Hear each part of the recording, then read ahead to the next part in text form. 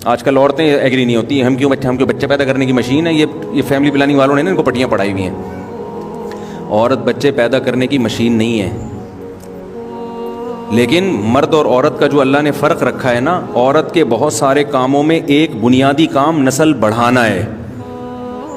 جیسے مرد کمانے کی مشین نہیں ہے, لیکن جب شادی کرے گا روزانہ ناشتہ کرانا بھی مرد کے ذمے, دوپہر کا کھانا بھی کس کے ذمے, دوپہر کا کھانا کما کے لانا کس کے ذمے ہے, مرد کے ذمے. رات کا کھانا کما کے لانا کس کے ذمے, مرد کے ذمے. گیس کا ساری زندگی بل دینا کس کے ذمے, مرد کے ذمے. بجلی کا ساری زندگی بل دینا کس کے ذمے, مرد کے ذمے. تو مرد یہ کہے کہ میں کوئی کمانے کی مشین ہوں تو یہ کہنا صحیح ہوگا؟ بیگم آج ناشتہ ختم, میں کوئی ناشتے کی مشین ہوں کہ ہر وقت انڈے پراٹھے نکال کے لاتا رہوں میں تمہارے لیے؟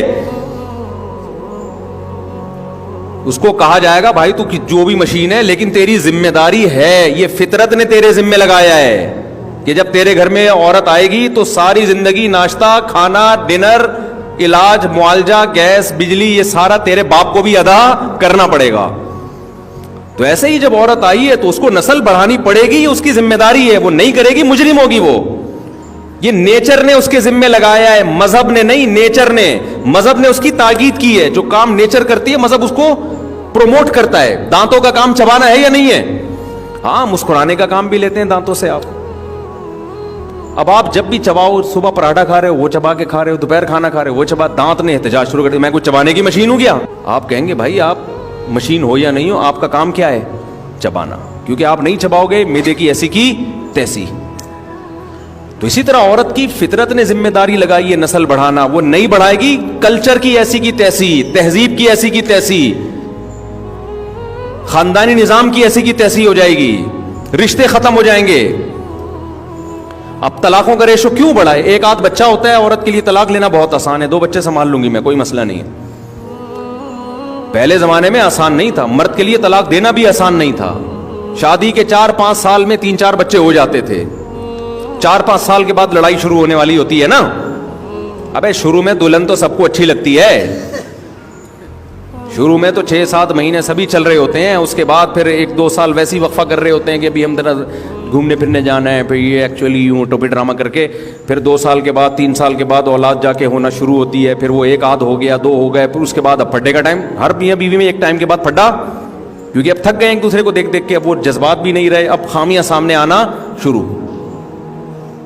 تو جب بچے ہوتے تھے تو اب میاں بیوی کے پھڈوں کا جو ٹائم شروع ہوتا تھا اس میں بچوں میں مشغول ہو جاتے تھے. وہ پھڈے کہاں ہو جاتے تھے؟ سائڈ. کتنی لڑائیاں ہو بھائی, یہ 6 بچے ہیں, یہ 7, پھر بچے بھی بڑے ہو چکے ہوتے تھے, وہ ابا اماں کو سنبھال لیتے تھے. باپ کے سامنے اپنی بیوی کی غیبت کرنے کے لیے بچے تھے, یار تمہاری اماں یہ کر رہی ہے, بچہ تھوڑے آنسو پوچھ دیتا تھا ابا کہ ابا مجھے پتہ ہے آپ کے ساتھ بہت غلط ہو رہا ہے, میں جانتا ہوں. باپ کہتے تھے چلو ایک بچہ تو ہے نا میرے ساتھ, ماں کے ساتھ ظلم ہوگا, 2 بچے ماں کے ساتھ کھڑے ہوتے تھے, اماں ابا نے غلط کیا, میں ابا کو میں سمجھا دوں گا. لڑائی کا ریشو بھی کم اور اس کو سنبھالنے والے بھی مارکیٹ میں موجود ہیں. اور یہ بھی ہوتا ہے کہ ابا کو غصہ آیا بچوں پہ اتار دیا, ماں کو شوہر پہ غصہ آیا بچے پیٹ دیے, پکڑ کے نا کوٹ دیے. بچے بلا وجہ پٹ رہے ہوتے ہیں نا ادھر ادھر. اس سے بچوں میں بھی کانفیڈنس کیا ہو رہا ہے؟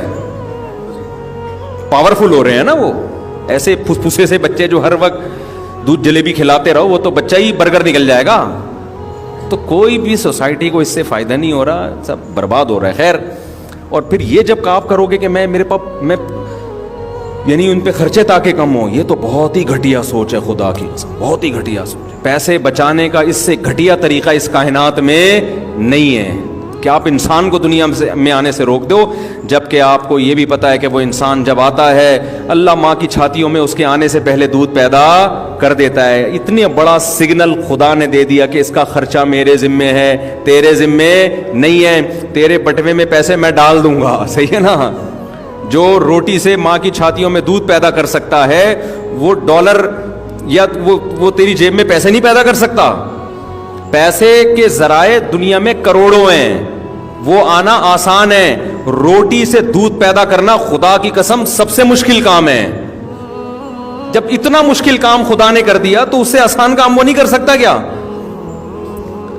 وہی کافروں کی طرح وہی سوچ, وہی یہودیوں کی طرح کیلکولیٹر لے کے بیٹھے ہوں گے, بس اتنے آ رہے ہیں تو اتنے بچے افورڈ ہو سکتے ہیں, تو تیسرا آ گیا تو پھر مسئلہ ہو جائے گا, وہ کمائے گا کہاں سے, وہ یہ ہو جائے گا, تو دو ہی چیز.